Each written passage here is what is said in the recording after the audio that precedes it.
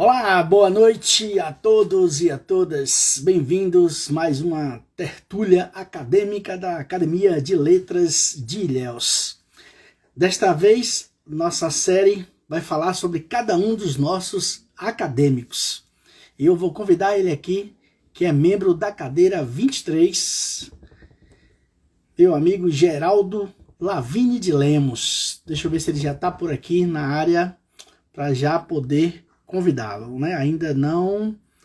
Deixa eu ver aqui, solicitar aqui meu amigo Geraldo Lavigne. Ok, beleza. Convidado.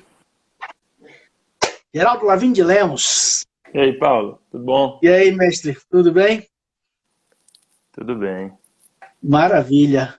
Tá doido. Geraldo Lavigne de Lemos, ele é advogado, é poeta, é especialista em gestão pública e em direito notarial e registral, mestre em desenvolvimento regional e meio ambiente. Vou falar um pouquinho sobre você, depois a gente entra nos detalhes, né, que são os mais importantes. Atua como consultivo e contencioso civil, imobiliário, ambiental e terceiro setor.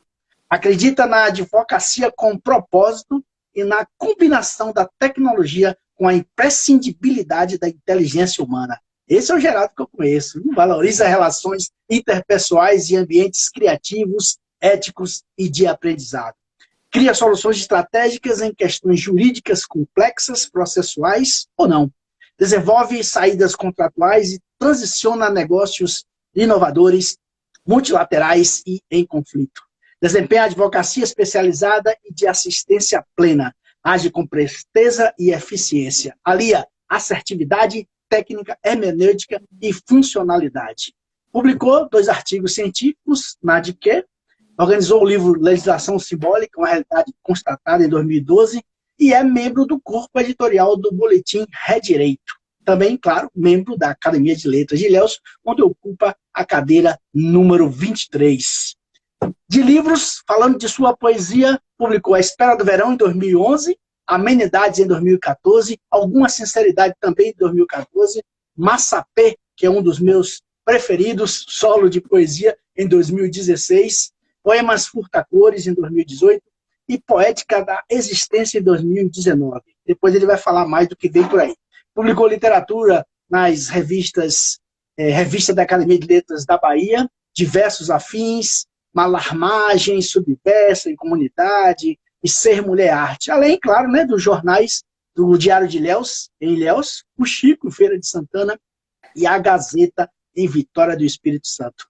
Foi curador do 2º Festival Literário de Ilhéus, parecerista ad hoc da Editos e membro da Comissão Julgadora de Concursos Literários Diversos. Esse é o Geraldo que eu conheço. Boa noite, Geraldo. E aí? Boa noite, Paulo. Nossa, apresentação aí, você caprichou. Cavei no escavador. Pois é. Achou bem Maravilha. encontrada. Massa. Meu jovem, me diz uma coisa. Quem é Geraldo Lavigne de Lemos mesmo, na verdade, né? Esse cidadão, gente boa, quando a gente diz na gíria baiana aqui, né? Nosso É, colega, nosso confrade, nosso amigo, irmão, poeta, escritor. Fala um pouco aí de Geraldo Lavigne de Lemos. Paulo, é uma pergunta difícil, né? Ser perguntado quem somos nós. Outro dia eu até recebi essa pergunta e dei uma explicação assim a respeito daquilo que eu penso, né? De, de como agir enquanto pessoa, enquanto cidadão, enquanto escritor. Mas isso às vezes não é quem somos nós, mas quem nós queremos ser também, né? Uhum. Exato. E dizer quem somos nós é uma coisa assim bem difícil. Então, começando aí por esse caminho, né? Quem é Geraldo, eu diria que complexo como qualquer ser humano, com minhas dificuldades aí, mas eu estou sempre atento para tentar ser uma pessoa melhor. Acho que eu valorizo bastante mesmo as relações humanas, seja no ambiente pessoal, familiar, ambiente fraternal, dos amigos, ou até no ambiente profissional também.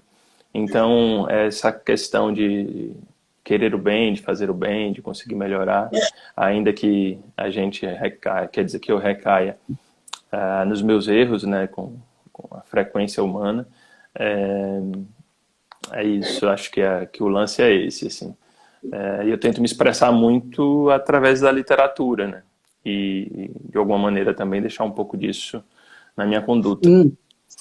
É Como eu tenho. verdade. Dizem que, como dizia Jorge Amado, né, as verdadeiras histórias, as verdadeiras, aí já eu parafraseando ele, poesias ou textos nascem das experiências do próprio autor, né, daquilo que a gente é, daquilo que a gente faz, daquilo que a gente pensa, daquilo que a gente sente, né?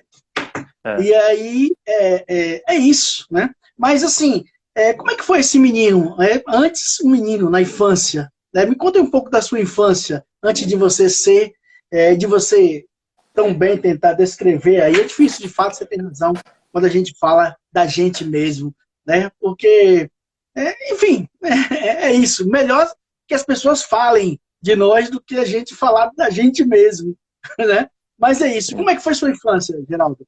Antes de você responder, essa live que a gente está, a primeira de uma série que serão, espero, 40 até o final do ano, ou do ano que vem, né? Contando a história de cada um dos nossos acadêmicos. Né? E às vezes é importante isso para a posteridade, a gente saber quem somos nós, como você bem citou aí, né? Mas fala um pouco da sua infância, Geraldo. Como é que foi a sua vida pelas ruas de Ilhéus? Então, Itabuna. Itabuna também. Retomando um pouco da sua fala, teve um filme que eu assisti que é baseado num livro super famoso chamado Pergunte ao Pó, e Sim, ele, conheço. ele, ele passa o drama de um autor em determinada fase ali da vida. E ele discute esse ponto, né, que não adianta apenas o autor saber escrever, mas ele também precisa ter vivenciado uma bagagem suficiente, né, que permita que ele escreva sobre determinado assunto. Então, sem dúvida, ele até fala, salvo engano, alguma coisa como se o autor tivesse que ter duas vidas, né? Uma para viver e outra para dedicar o tempo à escrita, que é demorada, Exato. precisa de dedicação e precisa de tempo, Uhum. e às vezes de reclusão. Então, equilibrar essas duas fases, né?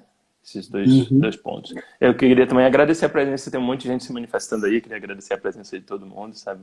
É, Avisar que eu estou acompanhando o nome das pessoas que estão entrando aqui, é um prazer enorme ver gente tão maravilha. querida aqui na live. Bom, vou direto ao ponto agora. Não tão direto, né, que eu já divaguei. Mas é, a minha infância foi aí mesmo na região, né, de Ilhéus Itabuna. Meus pais sempre residiram em Ilhéus e eu nasci em Itabuna. Minha mãe era acompanhada por médicos em Itabuna durante a gravidez e eu nasci no Hospital Manuel Novaes, que é onde muitos dos habitantes aí da nossa terra nasceram também. Mas cresci mesmo na cidade de Ilhéus, onde meus pais residiam, e minha mãe continua, né, residindo em Ilhéus, e eu tive essa infância muito ligada à questão da família. Por se tratar de uma família muito conhecida na cidade e também uma família muito extensa, aí eu sempre tive um convívio muito grande com essa realidade e meu pai que valorizava muito a questão da família e a descendência digamos que da família com relação ao trabalho na agricultura do cacau, né, na cacauicultura. Então sempre foi, mas também ligada à educação, que meu pai dava muita preferência também para isso, né, muita atenção. Então, foi uma infância ligada a esses dois pontos, mas também uma infância daqueles amigos de bairro. Eu acredito que eu vivi essa transição para a era tecnológica, tendo partido de uma família que não aderia de imediato à tecnologia. Meu pai a gente foi ter o primeiro computador muito tarde, quando muitos dos meus amigos já tinham, porque meu pai resistia a essa realidade da computação. E aí a gente brincava muito na rua, né? E aí também a história do ingresso dessas tecnologias, videogames, etc. Eu mesmo só fui ter celular quando fui fazer pré-vestibular em Salvador e precisei para poder manter uma comunicação com meus pais, porque até então eu não tinha celular, né? Com minha mãe, né? Meu pai era falecido na época. Então, quer dizer, foi uma infância assim muito feliz nesse ponto, de ter convivido, de ter vivenciado essa infância e de ter também vivenciado essa transição da tecnologia, nesse ingresso na tecnologia, uma tecnologia que está cada vez mais naturalizada no nosso dia a dia.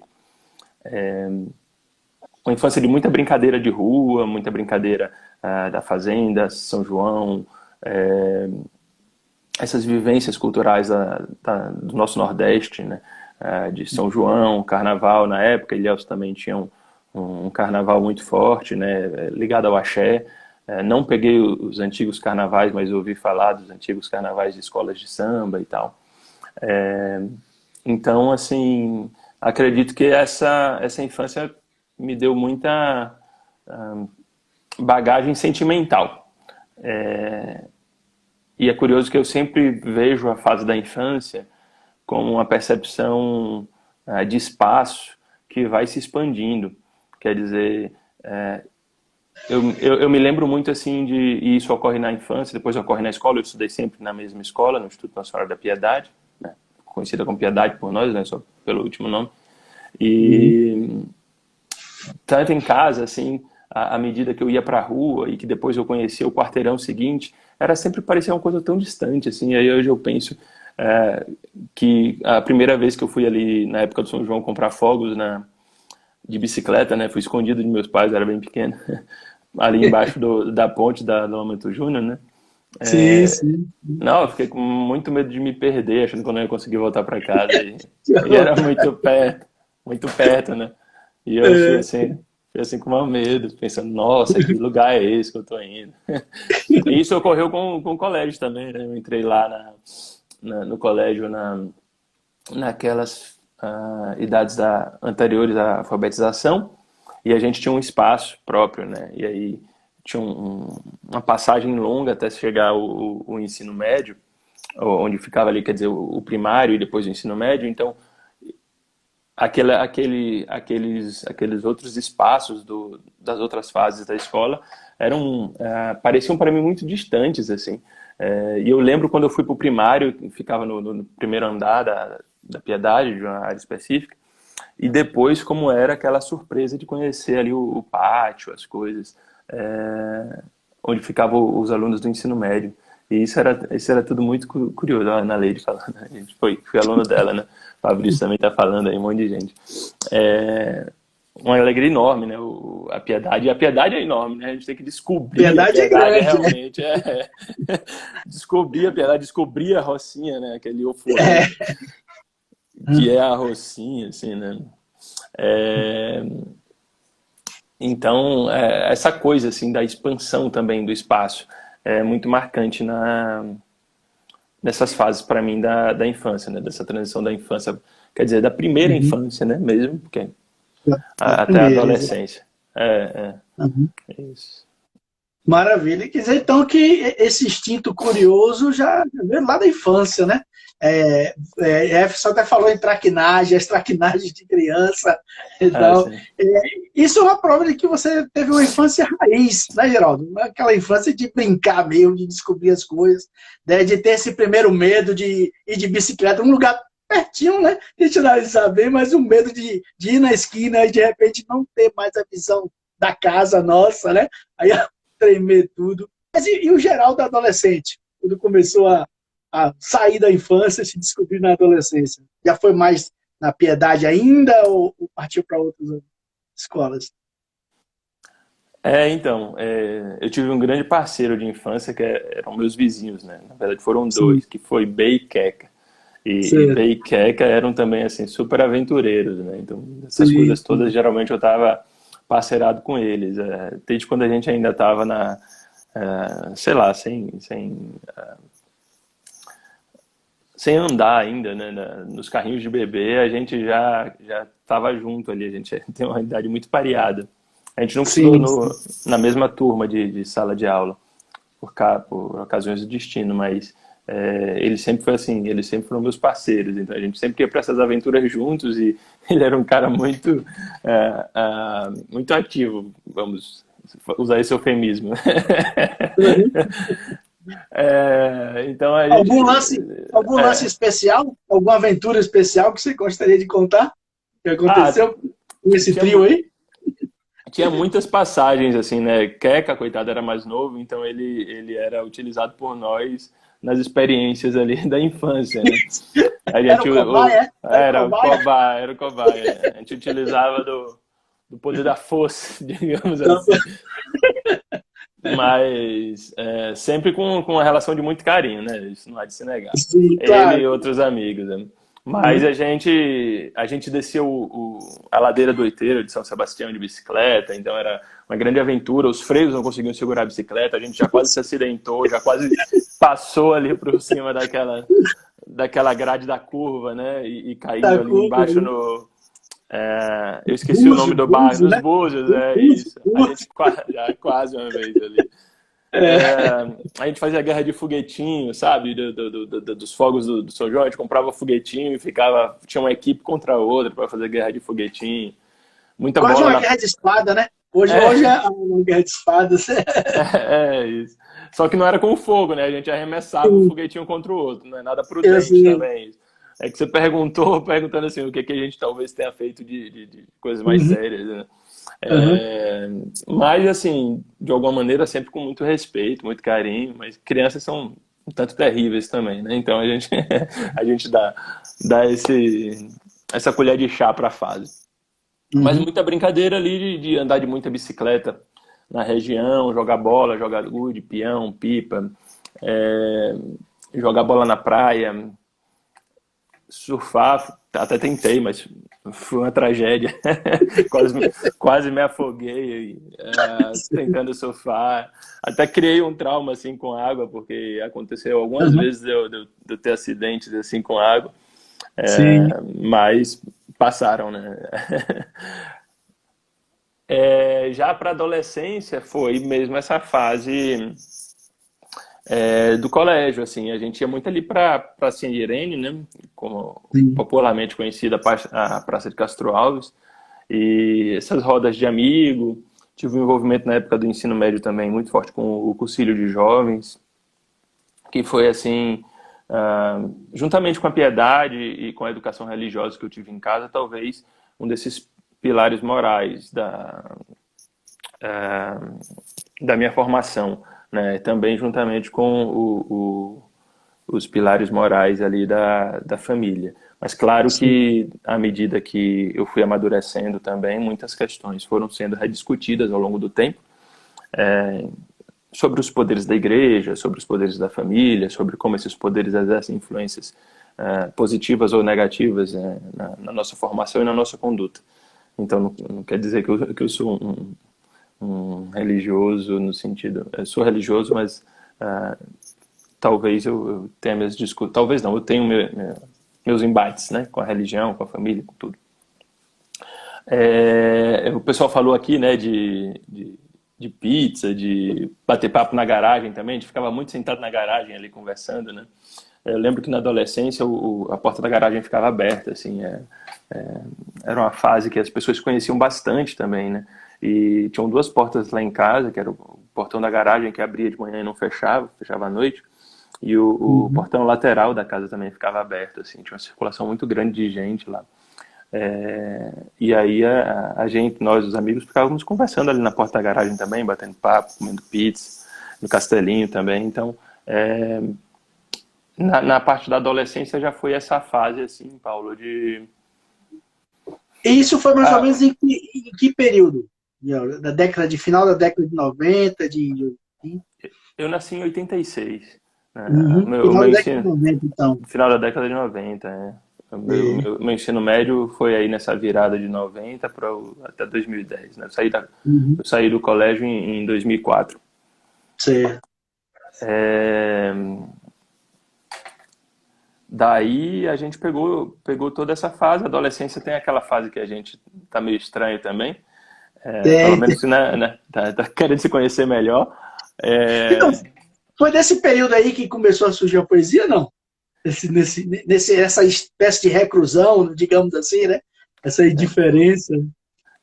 assim, eu acredito que o sentimento, essa sensibilidade eu sempre tive, sempre fui muito sensível para situações e tudo. Mas eu gosto de dizer que a literatura parece para mim a partir do momento em que eu passo a encarar ela como de fato uma forma de expressão, né? Como um, que eu passo a escrever com uma certa seriedade, com uma certa dedicação com relação àquilo. Porque eu não posso atribuir a intenção de fazer literatura aqueles primeiros rabiscos que a gente faz não vou dizer aqui, claro, eu escrevi alguma coisa no colégio, no primário, os professores incentivavam, na Lei mesmo que está aqui presente, incentivou bastante, outros professores de literatura, mas eu não vou atribuir ali a minha, assim, o meu ímpeto, né, a minha vontade, a minha força de escrever poesia para aquele momento ali.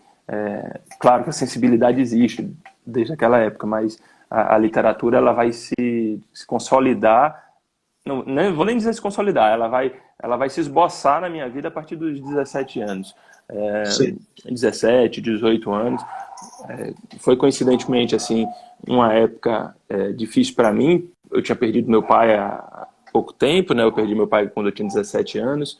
Eu estava numa viagem fazendo intercâmbio cultural Uhum. e já estava passando por um período que era um período de certo, usando a palavra que hoje se fala bastante, né, de certo isolamento, mas não era isolamento, não estava sozinho, Certo. mas eu estava com menos contato com a família, que sempre foi uma relação muito próxima, assim. Certo. Então eu já vinha nesse processo talvez de catarse, de compreender aquela fase, de compreender dar passos sozinhos, etc. E isso já vinha me estimulando a escrever, assim. E depois isso foi cada vez ficando mais forte. Então é essa fase aí que vai fazer alguma mudança, assim. Talvez o primeiro poema que eu tenha publicado, eu acho que foi o primeiro no Diário de Ilhéus, Yeah. ocorreu no Diário de Ilhéus e foi um poema para meu pai, na época meu tio João que pediu, falou com o pessoal do Diário de Ilhéus, era Damiana e Macalé, Sim. e eles publicaram, né? Esse poema nem está em livro, assim, porque foi um poema muito, muito sentido a respeito do passamento do meu pai. Mas quer dizer, ali a literatura começa para mim como uma expressão. O que não quer dizer que a literatura estava consolidada, né? Perfeito. Esse processo de amadurecimento da literatura para mim ocorre por longos anos, assim, durante a publicação de alguns livros aí, dos primeiros livros de poesia. Mas certamente eu carreguei essa bagagem de aprendizado que veio do ensino do ensino básico, do ciclo do Sim. ensino básico inteiro, né? E Aham. dos professores que estavam ali envolvidos e dos exemplos que eu tive também de literatura. E meu pai também escrevia, né? Eu tenho uma certa proximidade da literatura com ele, da forma como eu escrevo também, influenciado inicialmente pela figura de meu pai e depois por uma adoção consciente dessa forma de escrever com versos sem métrica, sem rima, voltada para o conteúdo, para a mensagem que está sendo transportada, mas respeitando os critérios básicos, assim, buscando, né, os critérios básicos de uma literatura poética ritmada, pensada, estruturada conforme uma poesia. Então não é o abandono absoluto de regra, mas é uma questão que vai muito para o lado da sensibilidade, assim, também, de que não é muito um cálculo matemático ali, né, do verso. Uhum. Você diria então que sua poesia então seria esse conjunto de reminiscências de toda a sua vida, da infância adolescência, essa influência do seu pai, de Tom, né? Sendo um poeta que também gostava, como você disse bem, de relatar as coisas, de dizer as coisas, né? Do jeito dele.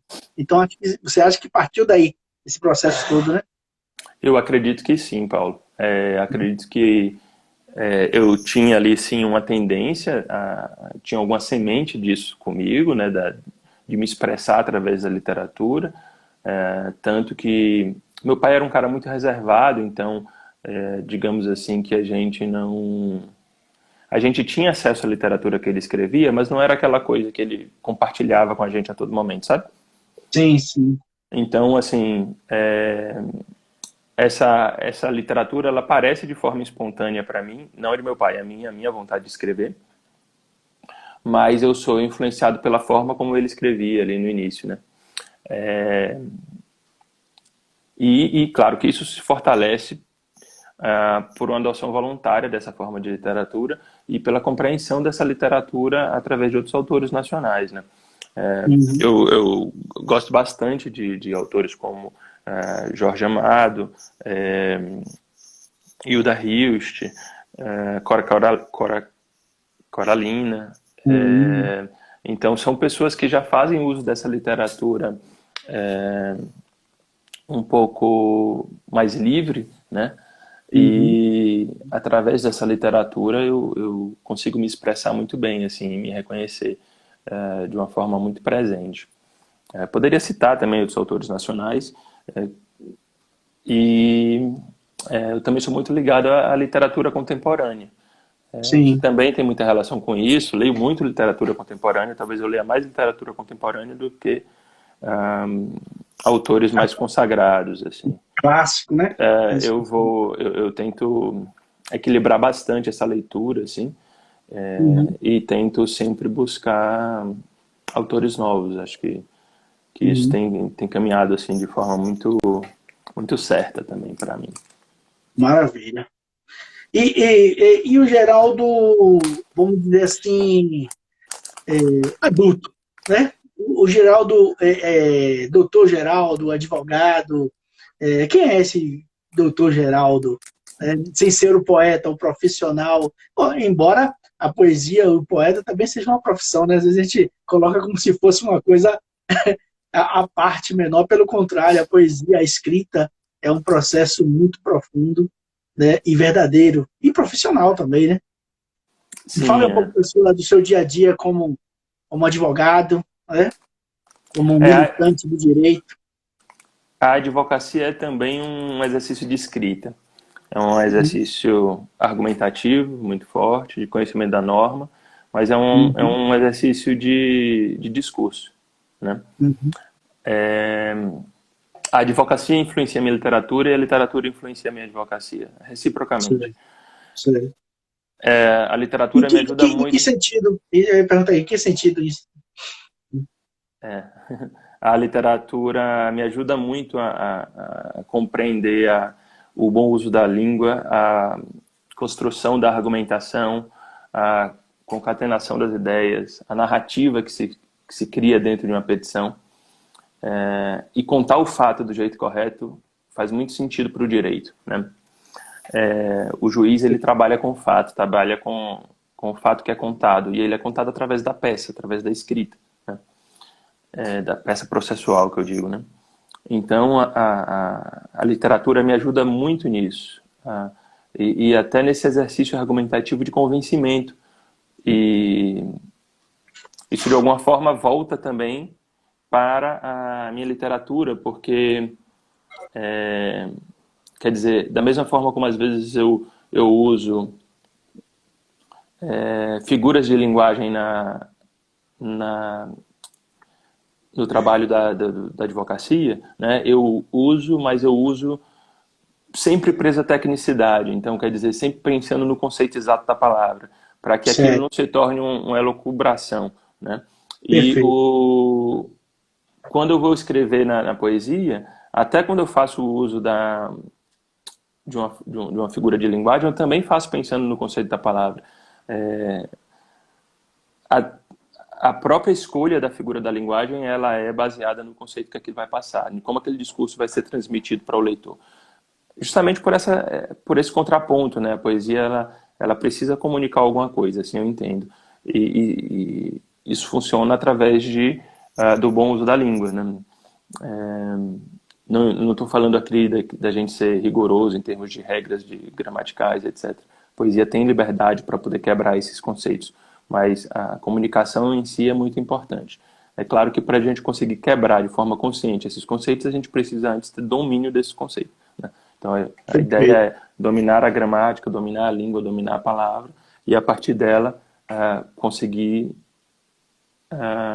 em algum momento desestruturar essa relação através da poesia. Mas a minha poesia ela é muito objetiva às vezes, ela é muito direta e está ligada à força da ideia e não necessariamente à beleza metafórica de um determinado verso, sabe? Eu às vezes noto isso e eu acho que isso decorre justamente dessa fala mais tecnicista ali do direito, né? Que de alguma maneira evita a ambiguidade, né? No direito a gente não pode ter ambiguidade, a gente tem que dizer a coisa do jeito que é, né? Senão a gente está... a letra fria da verdade, né? Exato. Olha, você falando nessa comparação muito massa, Geraldo, entre a poesia e o direito, aí eu me lembrei de uma frase que eu marquei aqui no livro do nosso confrade Manuel Carlos, né, O Colapso das Constituições, que é uma fala justamente de Edivaldo Brito, nosso confrade, né, onde ele fala, afirma o direito ser também um objeto cultural. Olha o que diz aqui, olha que interessante o que você está dizendo. O direito é indubitavelmente um objeto cultural. Vale dizer, é uma entidade que no mundo do conhecimento apresenta-se como uma das manifestações da mente humana, isto é, exprime as ações do homem ou produto de sua vivência e de sua convivência. Você disse justamente isso aí, né? Essa relação muito, muito massa, né? O direito é uma ciência que parte da construção mesmo, né? Da ideia, né? Ele existe no mundo das ideias, o direito. Justamente para regular a conduta, o mundo real, etc. Então é por aí mesmo, né? O direito é uma construção cultural, mas que tem força normativa, né? Vale como se fosse uma lei da natureza. Mas não é uma lei da natureza, entre aspas. Maravilha, maravilha. E o que é que você e enquanto a... Eu sei que você está fazendo um doutorado agora na área de direito também? É interdisciplinar. Eu fiz o mestrado interdisciplinar. Sim. E eu estou fazendo doutorado interdisciplinar também. O doutorado é na área de energia. O programa de pós-graduação em energia e ambiente. O programa de pós-graduação em energia, mais do Instituto de Energia e Ambiente, da USP.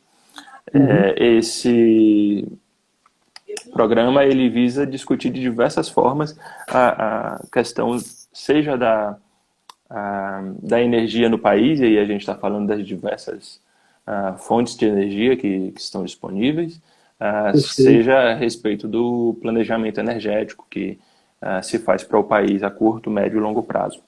Certo. E existem alunos de diversas áreas lá. O programa é de fato interdisciplinar, salvo engano, cerca de 5 a 10% dos alunos são da área de direito. A grande maioria é da área de engenharia. Das muitas engenharias que existem, né? Então, é mesmo um curso bastante interdisciplinar, mas minha orientadora, a professora Irdan, ela também é da área de direito, e a gente faz uma pesquisa ali que caminha passo a passo com as duas áreas de conhecimento, né? E a gente tem pesquisado questões de soluções baseadas na natureza, descarbonização, mudanças climáticas, e a transição energética para tais finalidades também. Então tem diversos aspectos aí da energia e do direito da energia que são relacionados com isso. É um assunto bastante em voga no momento, né? Muito forte, está em ebulição. E a gente tem visto também muita manifestação pública acerca da questão climática e ambiental. Então a gente tem pegado o direito, ele sendo um fruto da cultura, né, mas a norma ela é fruto sei lá, a norma é também um fruto cultural, né? Mas, assim, a norma que nós temos em papel, a partir das leis, que não seria uma norma dos costumes, digamos assim, ela passa por um processo legislativo e ela demora para chegar até essa fase de maturação da norma, né? Da criação da lei, né? Então, a gente está, eu acho que já existem algumas normas sobre a área, mas tem muita norma em formação, tem muito tema sendo discutido, muito tema sendo rediscutido. Então, a gente está bem nesse momento de formação de muito conteúdo, inclusive da minha área, né, de atuação, sobre isso. Tá bem Maravilha. interessante. Maravilha. E poesia? Você recentemente organizou um livro, né, de poesias que deve ser lançado na Festa Literária, né, em julho. Fala um pouco desse novo livro, desse novo trabalho aí. E se você individualmente está escrevendo algum outro livro, fala um pouco sobre o que tem feito recentemente. Então, esse livro eu organizei com o Fabrício Brandão. Fabrício, E até ele aí, Fabrício. Até aí. acabou de comentar aqui. Um grande amigo, né, e um grande parceiro da cultura aí, da nossa atuação e parceiro de vida também. A gente organizou junto esse livro, é um livro que se chama Poesia de Aluvião, e a gente tentou catalogar numa antologia poetas que para nós ganharam destaque nos últimos anos aí para esse eixo Ilhéus-Itaúna, né? Mas não que eles sejam nascidos necessariamente aí ou que estejam aí radicados hoje, mas que tenham relação com nossas duas cidades aí do eixo. E são 15 autores no total. O livro está em processo editorial, posso dizer, talvez até que ele esteja na fase final do processo editorial, mas a gente está aguardando aí que ele seja publicado a tempo da gente poder fazer, inclusive, parte da programação de alguma maneira aí do Festival Literário, né?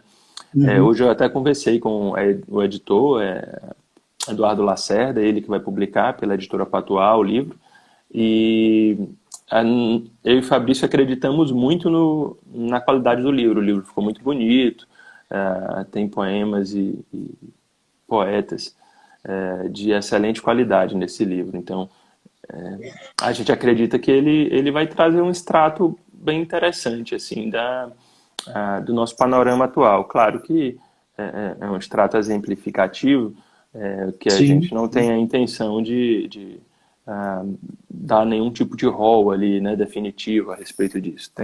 Tem essa dinamicidade e tem a incapacidade nossa de conhecer tudo, né? Então, seria isso, assim.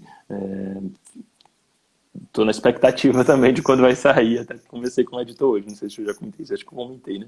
Conversei com o editor hoje para poder ver se a gente consegue manter o calendário. Certo. Individualmente? Então, o meu último livro publicado também foi pela editora Patuá. Ele se chama Poética da Existência, foi publicado em 2019. Depois, com algumas mudanças, aí eu acabei fazendo uma revisão de alguns poemas, pedi até para fazer uns ajustes e tal, mas ele foi mantido como uma mesma edição, mas a gente continuou mantendo ele como uma mesma edição de 2019. Mas eu fiz ajustes, até conversei bastante com o Fabrício e com outros escritores, né? Isso é um tema interessante, porque o que a gente deve fazer com a literatura depois que publica, se a gente deve ou não deve modificar, né? E embora tenham tido fortes argumentos aí para eu não modificar, eu achei que a dinâmica da vida merecia essas mudanças, né? Bom, eu tô aí ainda, né? Então, eu acho que eu tenho o direito de fazer alguns ajustes. Com certeza, com certeza. Porque, às vezes, as nossas concepções vão se modificando dia após dia, né? Com essa avalanche de informações, com essa avalanche de coisas novas que vai surgindo em questão de segundos, a gente, às vezes, poxa, devia ter feito daquela maneira, devia ter feito... Né? Exatamente, foi com isso em mente que eu fiz esses ajustes, pensando justamente que a gente pode rever outras tantas coisas da vida, né, Paulo? A gente pode fazer tantos ajustes, pode mudar de profissão, ah, pode mudar relacionamentos, pode mudar percepções sobre a vida, a religião. Aí por que que eu não posso mudar um poema que eu publiquei 3 anos atrás? Com Né? certeza. Tem coisas que eu escrevi que foram publicadas que eu falei, meu Deus, não quero esse negócio não, pelo amor de Deus. É isso mesmo. E me fale sobre a academia. Como é que foi, quando foi seu ingresso? Como é que foi a sua expectativa, assim? Fala um Então, pouco aí dessa. o meu ingresso Tem quantos anos tem? foi em Tem 2014. Tem 8, né? 2014. Tem Quer 8. dizer, faz 8 vai em fazer 8, né? setembro, acho que foi setembro. Uhum. Meu ingresso foi em 2014. Eu já tinha publicado na época o primeiro livro, né, Poética, A Espera do Verão, A Espera do Verão, isso, tinha sido publicado em 2011, e eu estava para publicar esse livro duplo, né, que era Amenidades e Alguma Sinceridade.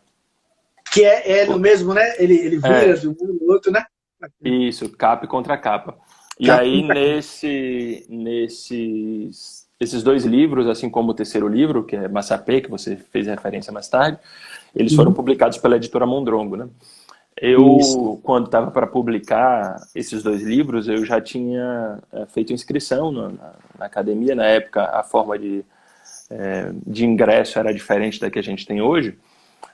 Tinha um edital público para que as pessoas pudessem fazer inscrição, né?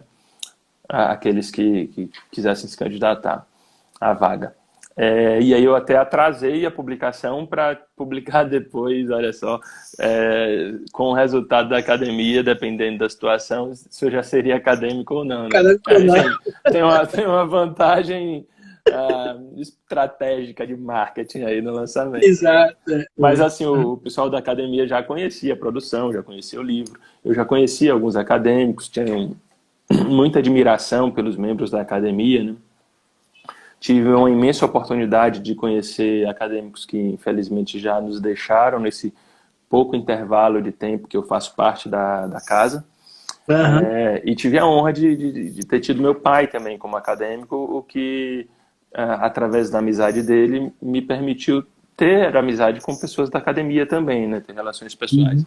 Mas o lance da academia, assim, a minha candidatura, ela foi muito estimulada por André Rosa, além do apoio da família, né? Ela foi muito estimulada por André Rosa e por Maria Chão. E eu bati um papo uma vez com Maria Chão também, e ela disse que ela passou na época pela mesma incerteza, assim, né? De insegurança de se deveria se candidatar ou não. E me disse que ela recebeu o conselho, que ela depois me passou esse conselho também, de que existem momentos que as coisas estão aptas a acontecer, estão favoráveis para acontecer. E que se a gente, às vezes, não agarra aquela oportunidade, e isso se dá para tanta coisa, né, Paulo? Aquela oportunidade pode passar e não voltar. Aí eu falei, será que é a oportunidade? Eu me sentia tão novo, tão imaturo, com a carreira tão no início ainda. Mas graças a Deus, assim, eu tive a felicidade de poder ter sido escolhido por vocês para participar da academia. Fui acolhido aí como um pupilo entre os mestres, né, para aprender com vocês, e tenho me esforçado muito para desempenhar e para justificar, né, para fazer jus a essa honra que vocês me deram também. Segui publicando os livros depois, né? Mas parafraseando não, citando Renato Russo, eu diria que você não tem que provar nada para ninguém, né? Dada a sua grande produção, que é muito boa, muito boa. Mas Paulo, sim, obrigado. Consiga. Depois disso eu segui publicando, né? Eu terminei publicando o livro já empossado na academia. Aí eu publiquei Amenidades e Alguma Sinceridade. Depois eu publiquei Massapê. E aí é interessante que, assim, juntamente com esse processo, eu tive o meu processo de diagnóstico oncológico, né? Eu sou paciente oncológico até hoje. Eu tive esse diagnóstico em 2014 também, no mesmo ano que eu me tornei imortal. Espero que essa imortalidade me salve na carne Amém. por um tempo, na carne por um tempo, Com certeza. além de me salvar aí na memória, né? Que é a Uhum. imortalidade da memória que a gente recebe. Maravilha. É, e eu passei por esse processo assim de revisitar minha terra. Então, enquanto à espera do verão vinha aquela perspectiva de mundo, de todos os meus anseios ali, que muitos se misturavam com os ideários de justiça que eu encontrei lá nos bancos da universidade. É, os outros 3 livros, né, Amenidades, Alguma Sinceridade, até chegar em Massapê, eles vão cada vez se voltando mais para meu lugar, para minha família, para minha terra, para minha cidade, para meu estado. Exatamente. A gente percebe isso em Massapê. É, Massapê é... Massa, Massapê já foi completamente voltado para Uhum, esse critério, assim. uhum. Porque eu queria também, pensando na famosa discussão daquele que fala da sua aldeia, fala do mundo também, né? Sim, Eu sim. queria poder falar da minha aldeia com a literatura. E Uhum.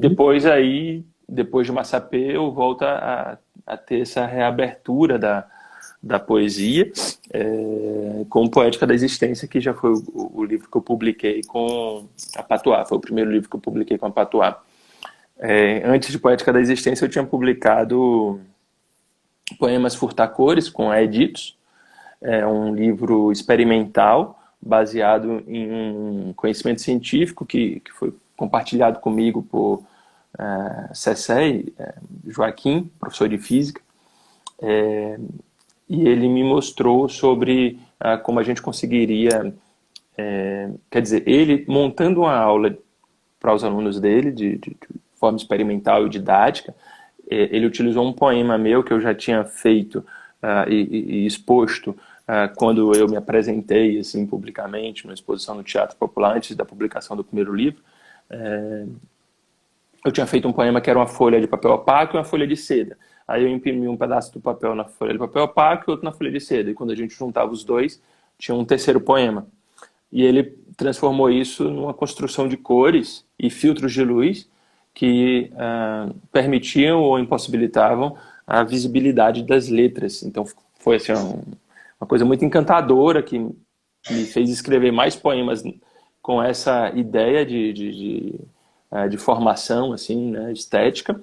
E daí saiu Poemas Furtacores através da Editos, que vai com dois filtros de luz, um filtro de luz vermelho e um filtro de luz azul, mas basicamente inspirado nessa ideia e nesse aprendizado com Joaquim a respeito das cores. É um trabalho assim, bem bonito, mas não consegui escrever muitos poemas também, porque é super difícil de conseguir juntar as 3 coisas ali. Mas deu um trabalho bonito, hein? E ele está disponível, quando a Editos publica um livro, ela disponibiliza o livro na Editos Virtual para download gratuito. Então esse livro é de acesso gratuito ao público, como uma Uhum. forma de incentivo à leitura, né, e Perfeito. divulgação, etc. Maravilha. Geraldo, vamos fazer um ping-pong agora. Diga uma palavra e o que vier na sua cabeça você diz. Certo? Você diz uma palavra e eu te respondo, mas eu respondo com uma? Não, você pode responder com uma, duas, com uma frase, você Tá, diz. Não, tá não precisa bom. ser longo, né? Coisa curta. Eu vou. Te peguei de surpresa, eu nem falei que ia fazer esse ping-pong com você. Não, mas não tem que falar não, surpresa é bom. Quer dizer, Então eu surpresa vou é dizer boa. aqui 10 palavras e aí você vai, o que vier na sua cabeça, você fala de primeira, certo? Tá bom. Vamos lá. Começando. Amor. Família e Miri, minha esposa, tá aqui do lado. Maravilha. Um abraço para ela aí, filha. É. Um livro. O inédito. Inédito. Maravilha. Uma experiência assim significativa que você gostaria de falar. Não precisa detalhar. Rapaz, passar pelo tratamento oncológico, acho que foi a experiência mais longa e mais desafiadora que eu vivi. Uhum. Uma personalidade. Alguém que você considere um exemplo, ou enfim, que você acha que é extremamente importante? Eu tenho algumas pessoas que eu posso listar. Certo. Meus pais estão ali, né, cabeçando a lista, né? Uhum. Meus dois pais. Mas eu tenho assim uma série de pessoas que eu admiro e que eu penso nelas quando eu às vezes preciso tomar uma decisão. E aí eu penso determinadamente, né, em relação a cada tipo de situação, eu penso em alguém, mas tem um grupo. Maravilha. Uma saudade. Ah, meu pai e minha terra. Talvez a minha terra Mas, da infância, né? uhum. Um amigo ou uma amiga. Difícil para outro, pode ficar com ciúme, né? É difícil, mas assim, eu consegui manter bons grupos de amigos do colégio e Uhum. da faculdade, assim. Uhum. É, Citando um, você está talvez citando todos. talvez o mais representativo seja Bruno Cita, como a gente se conheceu no colégio, mas nessa fase que malmente verbalizava alguma coisa, né? E a gente foi colega assim da alfabetização. Teve outros também, hein? Mas a Uhum. gente foi colega da alfabetização até o terceiro científico. E a gente tem relações muito próximas até hoje, né? Agora, engraçado, eu acho que nesse quesito eu tive uma turma que foi muito especial, assim, porque a gente deve ter tido ali um grupo considerável de alunos que foi desde a alfabetização mesmo, e a gente seguiu até o ensino médio, coisa que a piedade proporciona, né? Com Uhum. muito louvor. Maravilha. Um filme. Um filme. Uhum. Olha, pode ter que ser um só. É porque assim, Olha, um só tá bom. tá Você me está vindo em mente, doido? tá me vindo em mente aqui Cinema Paradiso. Ótimo, muito bom, muito bom. Uhum. Cinema Massa. Paradiso. Uma decepção.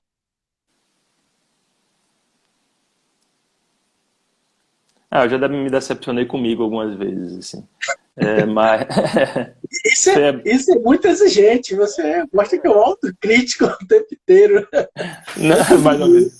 É, mas, mas eu já me decepcionei com outras pessoas também, claro. Mas, Claro.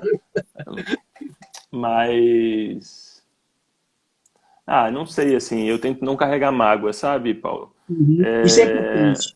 então, eu tenho problemas, eu tenho decepções comigo, tenho decepções com outras pessoas, mas eu não reservo para eles um lugar de prestígio, não. Nem de.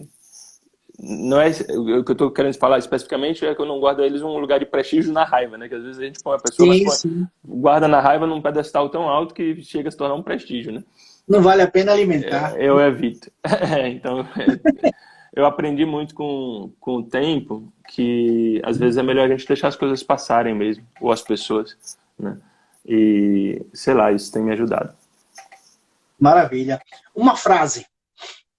Uma frase que você às vezes marca em você, ou você já citou ela várias vezes, ou até no seu trabalho mesmo, né? No dia a dia, ou na sua poesia. Alguma especial? Estou pensando aqui. Mas tem uma frase de Proudhon que ficava na mesa de meu pai, Sim. que era: aquele que tentar colocar a mão sobre mim para me dominar é o meu inimigo. Massa, massa. Isso é muito bom. E a última palavra, Deus. Ah, assim, é uma fé constante, Paulo. Uhum. A Não falo de religião religião, não falo de religião. é isso que eu ia dizer. É, A religião não se confunde com Deus. Eu já sim. tive meus conflitos com a religião, né? Mas eu nunca perdi a fé e a esperança. É, acredito muito na religião e na existência de um Deus ou de deuses, né? Mas dessas Uhum. forças que nós não conhecemos, que são de alguma maneira até insondáveis e que são sobre-humanas ou sobrenaturais, né? E que influenciam aqui nossa, o nosso cotidiano, né? Então, às vezes eu nem sei explicar exatamente, mas às vezes eu só tento me conectar de alguma maneira e deixar que essas forças possam contribuir para um futuro melhor. Maravilha. Nós estamos chegando já ao final, faltam 5 minutos, vou fazer 1 hora certinho. Aí eu queria que você agora quisesse dar destaque a alguma área sua, você quer falar de algum novo trabalho, quer resumir algum aspecto da sua vida que você considerou extremamente importante também. Fique à vontade, você tem aí 3 minutos para você falar sobre isso, depois eu fecho. Tá bom. Pense, fique à vontade. Acho que a gente pode falar de literatura mesmo, né? Falando de academia Sim, também. Queria falar da importância da academia também, né? A academia como um centro aberto de contato com o público a todo momento. A gente tem trabalhado bastante a abertura da Academia de Letras de Ilhéus e isso tem sido muito importante. Eu tenho admirado bastante esse trabalho que a sua presidência e as presidências anteriores têm mantido a respeito disso. A cultura é muito importante para o país, a gente viu isso de forma mais forte ainda durante o período da pandemia, né? A literatura também na sua banda e para mim especificamente tem uma importância muito grande e ela nunca foi construída sozinha, assim, em reclusão, né? Pelo contrário, ela sempre foi uma literatura de diálogo, de conversa, e com isso eu pude contar com diversos amigos que eu tenho falado sobre literatura em várias fases. E em alguns momentos eu, às vezes, nem compreendia eles, ou um determinado ego meu me impedia de enxergar a situação, ou imaturidade, ou algo nesse sentido. Mas é interessante como essas conversas, elas permanecem guardadas, e aí, às vezes, eu revisito essas conversas na memória e penso como eu fui bobo, ou penso como aquilo me ajudou, ou penso como aquilo me transformou também, sabe? Então a literatura tem esse aspecto assim de ser uma fonte de comunicação, né? De ser uma fonte de diálogo. E durante o meu tempo de escrita eu tive fases mais produtivas, fases menos produtivas, quer dizer, eu nem gostaria de falar a respeito de produtividade a respeito disso, porque o mundo impõe a gente já muita produtividade, né? Já exige muita produtividade, e literatura não se trata de um produto, né? Exatamente. Não é exatamente um produto. Então, mas nesse sentido de ter escrito, né? Ter escrito mais em alguns momentos, menos em outros. E a literatura tem essa dinâmica juntamente com a vida aí de altos e baixos, né? De tudo que ocorre. Eu tenho poemas guardados, planejo publicar, mas é que eu estou executando essas atividades por etapas, assim. Então, eu estou terminando de organizar a poesia de Aluvião com Fabrício, desculpa. E depois eu pretendo organizar um livro que reúna os meus primeiros livros, né, dali de A Espera do Verão até Massapê, que esses livros eles estão esgotados. Eu queria reunir eles como o meu ciclo assim, de autoentendimento como poeta, sabe?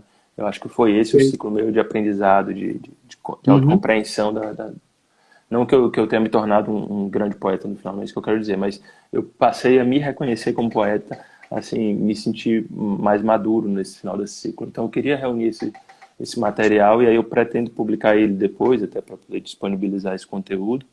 Maravilha, maravilha. E aí depois disso que eu vou pensar em tirar algum inédito do ineditismo. Perfeito. Valeu, Geraldo. Valeu, obrigado por esse bate-papo, né? Você foi... você acabou sendo um cobaia, né? Você fala na adolescência fazia um amigo de cobra. Você é o primeiro dessa série que a gente está iniciando. Obrigado por ter aceitado. Na próxima quinta-feira a gente tem mais. Não vou dizer ainda quem vai ser o acadêmico ou a acadêmica, mas espero vocês aqui às 19 horas. E obrigado mesmo, muito bom o nosso bate-papo, né? Conhecer um pouco quem é Geraldo Lavigne de Lemos, não só aquilo que está lá escrito no currículo Lattes, ou, enfim, currículos que estão aí espalhados pela internet, mas a pessoa Geraldo Lavigne, o cidadão, o ser humano, o amigo, o poeta Geraldo Lavigne. Obrigado, amigo. Eu que agradeço, Paulo. Eu lhe agradeço demais, Paulo. Agradeço mais uma vez a oportunidade da academia também, né, de poder participar de um evento. Agradeço pessoalmente a você por ter me dado a honra de ter iniciado. Ser cobaia, assim, eu te confesso, é muito fácil. Você pode me chamar muitas vezes para ser cobaia, porque eu não sofri. Pelo contrário, eu me senti lisonjeado aqui de poder participar dessa atividade. E espero que, espero não, certamente as próximas atividades vão ocorrer também com muita beleza. E o que eu espero é que a gente continue aí sempre em contato com a literatura e fortalecendo essa atividade. Maravilha. Valeu. Um abraço na esposa, Valeu. abraço nos pais e até a próxima. Tchau. Um beijo para todo mundo que acompanhou. Maravilha. Agradeço a todos os nossos confrades e confreiras que estiveram presentes, né? Maísa, Maria Chão, Efson, uma galera boa estava aí presente. Zé Evandro, Fabrício, tinha um galera. Fabrício. Isso é bom. Os amigos também. Os amigos que vieram e comentaram, né, durante a sua fala. Baísa me acompanha aí desde lá do iniciozinho mesmo, assim, sabe? Ela me ajudou muito, muito, muito a entender a literatura. No início me indicou nomes muito importantes da literatura nacional. Então, assim, a gratidão completa a Baísa, sem dúvida. É tanta gente, né, que a gente foi agradecer, vai com certeza. Mas é isso. Maravilha. Valeu, amigo. Paulo. Tchau, boa noite a todos e até a próxima quinta-feira. Um abraço, tchau.